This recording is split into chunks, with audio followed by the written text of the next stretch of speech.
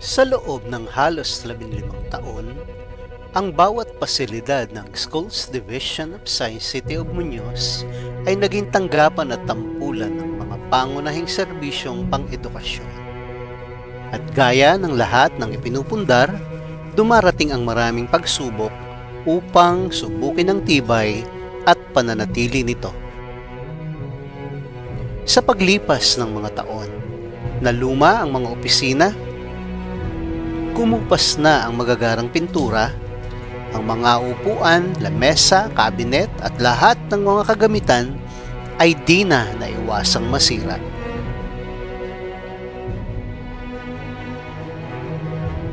Kasabay ng pag-unlad, dumami na rin ang mga empleyado. Naging makipot na ang mga pasilyo, di na komportable ang mga opisina gaya ng dati. At gaya ng lahat, ang paglago ay kaakibat ang krisis ng pagbabago.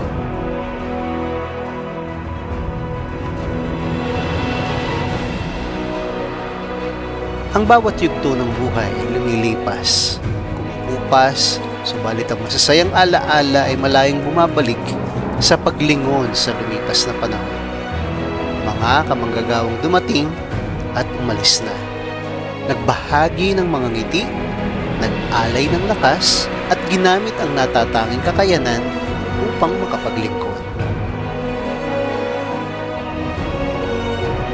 Bilang mga tapat, magawa ng gobyerno, sa kabila ng kakulangan at limitasyon, sinikap ng bawat isa na maglingkod upang mapabuti ang serbisyong hatid.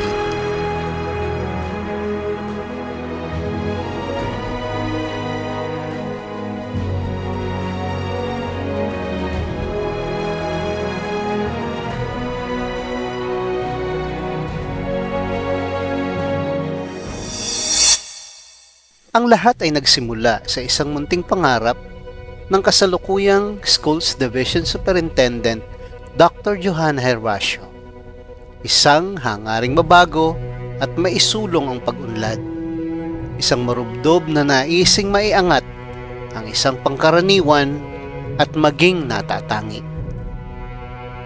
Bunga ng kanyang mahusay na pamamahala at epektibong pamumuno, bunsod ng makabuluhang partnership sa lokal na pamahalaan at mga stakeholders, isinulong ang Bless Partnerships.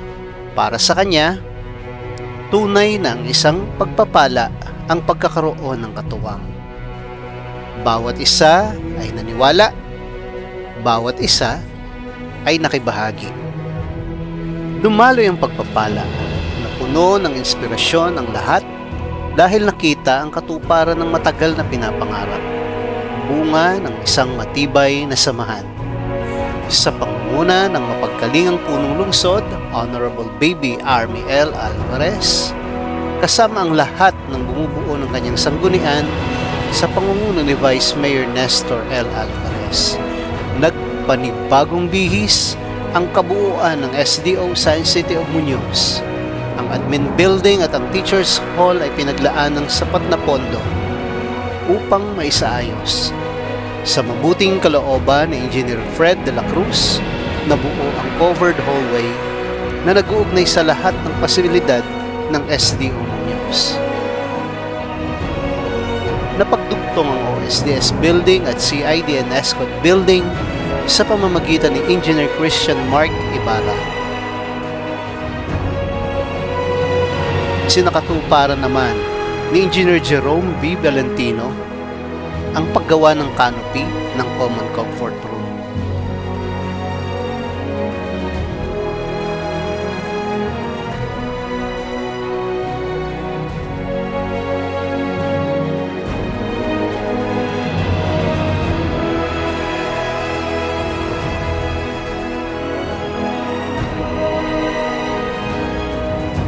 Ang mga opisina ng ESCOT at CID ay nabago sa pamamagitan ng tulong ng mga partners and donors upang maisaayos ang mga tanggapan nito. Ating masdan ang pagsikat ng isang bagong araw dito sa ating pinakamamahal na lungsod agham ng Muñoz.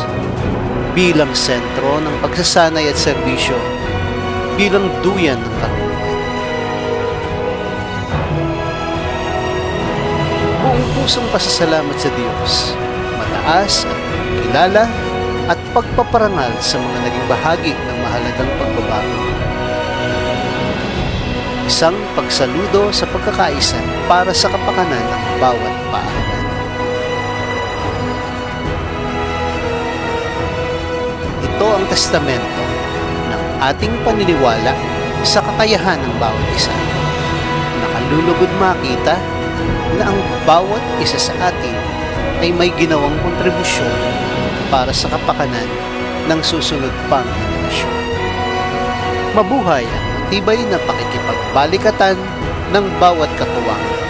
Mabuhay ang SDO Science City of Muñoz.